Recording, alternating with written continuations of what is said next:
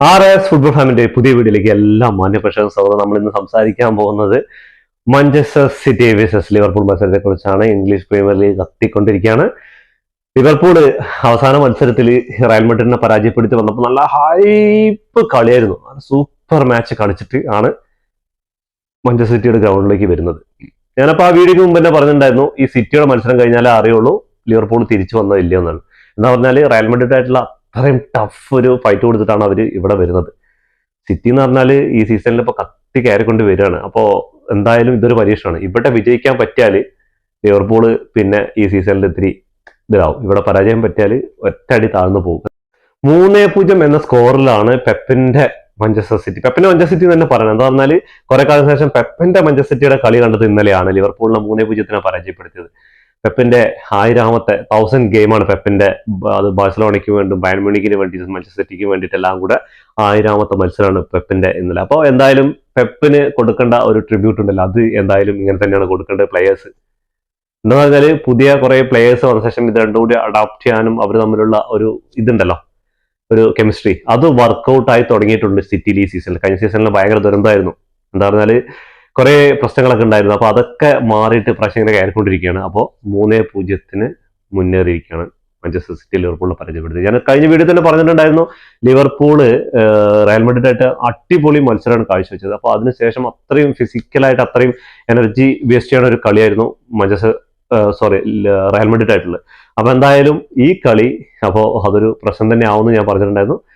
ഇതിൽ വിജയിക്കാൻ പറ്റിയാൽ പിന്നെ ലിവർപൂളിനെ പിടിച്ചാൽ കിട്ടില്ല. പക്ഷെ എനിക്ക് തോന്നുന്നത് എന്താ പറഞ്ഞാൽ ഈ റയൽ മാഡ്രിഡ് ആയിട്ടുള്ള അതേ സ്റ്റാർട്ടിംഗ് ലെവലാണ് ഇവിടെ ഇറക്കിയത്.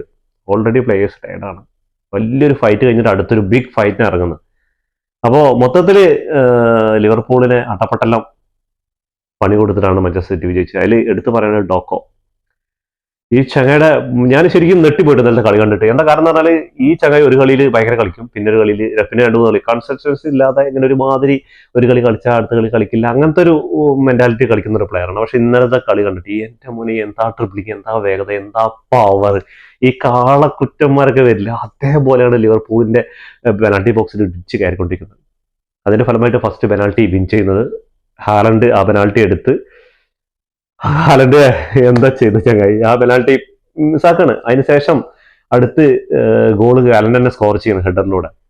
അതും ലിവർപൂളിന്റെ ഡിഫൻസിന്റെ ഒക്കെ മിസ്റ്റേക്കുകളാണ്. എന്താ പറഞ്ഞാല് നമ്മുടെ മാഞ്ചസ്റ്റർ സിറ്റിയുടെ ആ പ്ലെയർ ഇങ്ങനെ ക്രോസ് കൊടുക്കാൻ വേണ്ടി ഫസ്റ്റ് ഒന്ന് സ്റ്റെപ്പ് അപ്പ് ചെയ്ത് പോകുന്നു, പിന്നെ ഒന്ന് കവളിപ്പിച്ചിട്ട് ഒന്ന് ക്രോസ് കൊടുക്കുന്ന പോലെ കാണിച്ച് പിന്നെ സ്റ്റോപ്പ് ചെയ്ത് പിന്നെ രണ്ടാമത് എടുക്കണം. ഹാലൻഡ് ആ ടൈമിങ്ങിന് ചാടി അത് എങ്ങനെയാണ് ആ ഗോൾ പോസ്റ്റിനുള്ളിൽ പോയത് വീഴുന്നത് 2-3 പ്രാവശ്യം റീപ്ലേ കണ്ടാണ് എനിക്ക് മനസ്സിലായത്. അതിസുന്ദരമായ ഒരു ഗോള്. അതിനുശേഷം നമ്മുടെ ബാഴ്സലോണയുടെ അക്കാദമി പ്രോഡക്റ്റ് ആണ് ഈ ചങ്ങായി വന്നിട്ട് രണ്ടാമത്തെ ഗോൾ അടിക്കുകയാണ്. അപ്പോൾ ലിവർപൂളില് എന്താണ് പറ്റിയെന്ന് ചോദിച്ചാൽ, ഞാൻ കഴിഞ്ഞ മത്സരത്തിൽ തന്നെ പറഞ്ഞിട്ടുണ്ടായിരുന്നു, റയൽ മാഡ്രിഡ് മത്സരം കഴിഞ്ഞു കഴിഞ്ഞാൽ മാഞ്ചസ്റ്റർ സിറ്റി ആയിട്ടുള്ള മത്സരം കൂടി കഴിഞ്ഞാലാണ് ലിവർപൂൾ തിരിച്ചു വന്നതില്ല എന്ന് പറയാൻ പറ്റുള്ളൂ എന്ന്. അപ്പോൾ തീർച്ചയായിട്ടും അതേ ഒരു സ്റ്റാർട്ടിംഗ് 11 റയൽ മാഡ്രിഡിനെതിരെ കളിച്ച അതേ സ്റ്റാർട്ടിംഗ് 11 മാഞ്ചസ്റ്റർ സിറ്റിക്ക് ഇറക്കുന്നത്. അതാണ് ഫസ്റ്റ് ചെയ്ത് തെറ്റ്. എന്താ പറഞ്ഞാൽ കളിക്കാര് ഫിസിക്കലി മൊത്തം ആ ഒരു വലിയൊരു ഗെയിം കളിച്ചിട്ട് അടുത്തൊരു വലിയ ഗെയിമിന് പ്രിപ്പയർ ചെയ്യുന്ന സമയത്ത് കളിക്കാർ സ്വാഭാവികമായിട്ടുണ്ടാവും. അതേപോലെ ആ ഒരു കളി മാഞ്ചസ്റ്റർ സിറ്റി പഠിച്ചു വെച്ചിട്ടുണ്ടാവും, അവരുടെ കളി എങ്ങനെയൊക്കെ കളിച്ചത്. അതിൽ എടുത്തു പറയേണ്ടത് ബ്രിഡ്സിന്റെ കളി, അതേപോലെ ബാഡ്ലിയും ബ്രിഡ്സൊക്കെ അന്ന് റയൽ മാഡ്രിഡിനെതിരെ മിന്നി കളിച്ചതാണ്. അപ്പോൾ ഇവിടെ ആ ഒരു പണി കിട്ടി. എന്താ പറഞ്ഞാല് വിനീഷ്യസിനെ പൂട്ടിയ പോലെ നമ്മുടെ ഡോക്കോനെ പൂട്ടാൻ വേണ്ടി ഡോക്കോ വരപ്പിച്ചു. എന്താ കാരണം ഡോക്കോനെ പോലെ ഒരു പ്ലെയറിനെ പിടിച്ചു നിൽക്കാന്ന് പറഞ്ഞാൽ ഫിസിക്കലി കുറച്ചുകൂടെ ഇത് വേണം. അപ്പോ ആള് അതുകൂടെ ഇല്ലാതെ ഇരുന്നപ്പോ നമ്മള് ബാഡ്ലി ഒന്ന് കറങ്ങിപ്പോയി ശരിക്കും പറഞ്ഞാല്. പിന്നെ നോക്കുകയാണെങ്കിൽ മിഡ്ഫീൽഡിൽ നോക്കുകയാണെങ്കിൽ മാക്കാലിസ്റ്ററും കഴിഞ്ഞ കളിയുടെ ഫോമിന്റെ പകുതിക്ക് എത്തിയിട്ടില്ല. അതേപോലെ സാല ആയിക്കോട്ടെ, അതേപോലെ ആ മിഡ്ഫീൽഡിൽ നോക്കിക്കഴിഞ്ഞാലും അവിടെയും പ്രശ്നങ്ങളാണ്. അതേപോലെ ഡിഫൻസ് നോക്കിക്കഴിഞ്ഞാൽ ആ ഫസ്റ്റ് ഡോക്കോയുടെ പെനാൽറ്റിക്കൊക്കെ വരുന്ന സമയത്ത് ഈ രണ്ടാൾക്കാരും ഈ നമ്മുടെ ബാഡ്ലിയും കൊണാറ്റയും ഇവര് രണ്ടാളുടെയും കട്ട് ചെയ്തിട്ട് കൊണാറ്റോ അടിച്ച് കളയുന്ന ബോള് അത് നേരെ ആളുടെ കയ്യിൽ കിട്ടാണ്. ചങ്ങായി ഡോക്ക അങ്ങനെ കയറി വരുമ്പോഴാണ് ഗോൾ കീപ്പർ വന്നിട്ട് ഫൗൾ ചെയ്തിട്ട്, ഫൗൾ എന്ന് പറഞ്ഞാൽ നിസാര ഒരു ചെറിയ ടച്ചേ ഉള്ളൂ. അത് പക്ഷെ 2 ടച്ചുണ്ട്. ഒന്ന് ബൂട്ട് കൊണ്ടും ഒന്ന് ആളുടെ മുട്ടും കാലിലും കിട്ടുന്നുണ്ട്. അങ്ങനെ 2 ടച്ച് കൊണ്ടാണ് ആള് വീഴുന്നത്. അങ്ങനെ പെനാൽറ്റി എടുത്തു ഹാലൻഡ്, പെനാൽറ്റി സുന്ദരമായിട്ട് കൊളാക്കി എന്ന് പറയാം. അത് കഴിഞ്ഞ ശേഷം ഇതേപോലെ നോക്കിയാൽ മതി. അപ്പൊ വാൻടാക്കിന്റെ ആ ഡിസ്ക്വാളിഫൈ ഗോൾ അടിച്ചിട്ടും സെലിബ്രേഷൻ കാണുമ്പോൾ തന്നെ ഇവർക്ക് അത്ര ഉഷാറില്ല. 1-1 ഡ്രോ ആയിട്ടും അപ്പൊ ഫിസിക്കലി തളർന്നിരിക്കുന്ന പ്ലേയേഴ്സിന്റെ ആ മനോഭാവമാണ് അവിടെ കണ്ടത്.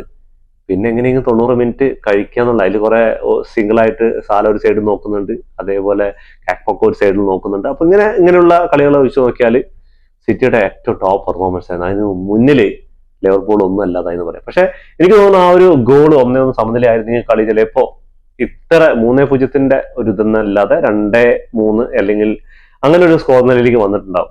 പക്ഷെ കുറെ കാര്യങ്ങൾ നോക്കിക്കഴിഞ്ഞാൽ ലിവർപൂളിന് ഇനിയും പ്രശ്നങ്ങളുണ്ട് പറഞ്ഞാൽ ഒരു കളി എനിക്ക് തോന്നുന്നു ഈ ഒരു കളിക്ക് സ്റ്റാർട്ടിംഗ് ലെവലിൽ തന്നെ കുറച്ച് മാറ്റങ്ങൾ വരുത്തി കഴിഞ്ഞാൽ കുറച്ചുകൂടെ മെച്ചപ്പെട്ടൊരു കളി കാഴ്ചവെക്കാൻ വിചാരിക്കും. തീർച്ചയായിട്ടും ആ ഒരു കളി കഴിഞ്ഞിട്ട് വരുമ്പോൾ കുറച്ച് ബുദ്ധിമുട്ടുകൾ ഉണ്ടാവും, അതില്ലാന്ന് പറയുന്നില്ല. അപ്പൊ അതിനനുസരിച്ചുള്ള പ്ലേയിങ് ലെവലിൽ റൊട്ടേഷൻ നടത്തിയാലാണ് കാര്യങ്ങൾ. ഈ റൊട്ടേഷൻ ഇല്ലാത്ത സ്ഥിതിക്ക് പ്രശ്നങ്ങളാണ്. അത് ഏത് ടീമിനായാലും, അത് ബാഴ്സലോണ എന്നില്ല, റയൽ മാഡ്രിഡ് എന്നില്ല, അതേപോലെ ലിവർപൂൾ എന്നില്ല, മാഞ്ചസ്റ്റർ സിറ്റി എന്നില്ല, ഇല്ലെങ്കിൽ പണി തന്നെയാണ്. ടയർഡ് ആവുമ്പോൾ ചില പ്ലേയേഴ്സിന് ഗ്രൗണ്ടിൽ അതിന്റെ എഫക്റ്റ് ഉണ്ടാവും.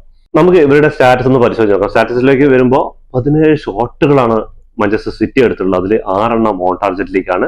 ലിവർപൂൾ ആയിക്കോട്ടെ 7 ഷോട്ടുകൾ മാത്രം എടുത്തുള്ളൂ. അതിൽ 1 മാത്രം ഓൺ ടാർജറ്റിലേക്ക് പോയിട്ടുള്ളൂ. അത് ഡോണറുമ്മ സുന്ദരമായിട്ട് സേവ് ചെയ്തു.